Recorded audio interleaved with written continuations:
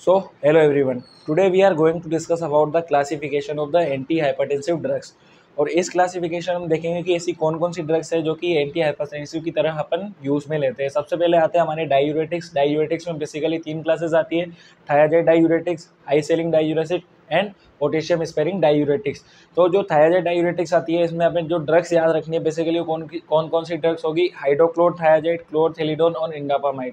जो हमारी high selling diuretics आती है इसमें आती है फ्यूरोसिमाइड। जो हमारी लास्ट कैटेगरी है पोटेशियम स्पेरिंग डायूरेटिक्स, तो इसमें जो ड्रग्स आएगी उसे हम बोलेंगे स्पाइरोलेक्टोन, एप्रेलिनोन एंड एमिलोराइड। नेक्स्ट जो हमारी क्लास है जो कि रिस्पॉन्सिबल होती है हाइपरटेंशन को कंट्रोल करने के लिए, इसमें आती है renin angiotensin aldosterone system blocker.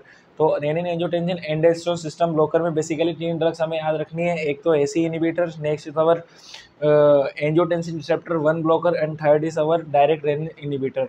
जो एसी इनिबिटर होती है इनका जो सफिक्स होता है वो प्रिल होता है।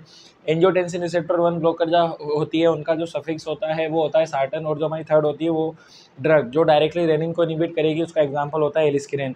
सो एसी इनिबिटर में आते हैं हमारे कैप्टोप्रिल, एनालाप्रिल, लिसिनोप्रिल। जो हमारा सार्टन होते हैं उसमें आते हैं कंडेंसार्टन, वल्सार्टन और इर्बिसार्टन।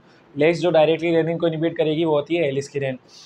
नेक्स्ट है what is the sympathetic blocker. तो सिंपैथेटिक ब्लॉकर में बेसिकली हमें याद करना है beta adrenergic blocker, alpha plus beta adrenergic blocker, alpha blocker और लास्ट जो होती है वो सेंट्रल सिंपैथोलाइटिक। तो what are the beta adrenergic blocker, इसमें आती है प्रोप्रेनोलोल और एटेनोलोल। जो हमारी अल्फा प्लस बीटा दोनों होती है वो लाबेटोलोल और कार्वेडिलोल। नेक्स्ट होती है हमारी अल्फा एडिनर्जिक ब्लॉकर प्राजोसिन और ट्राजोसिन। जो हमारी सबसे लास्ट होती है सेंट्रल सिंपैथोलाइटिक, उसमें आती है हमारी क्लोनिडिन और methyl Lopa. So this was all about the basic classification of the antihypertensive drug. In next class, we will discuss in more detail about these drugs. So thank you so much, guys.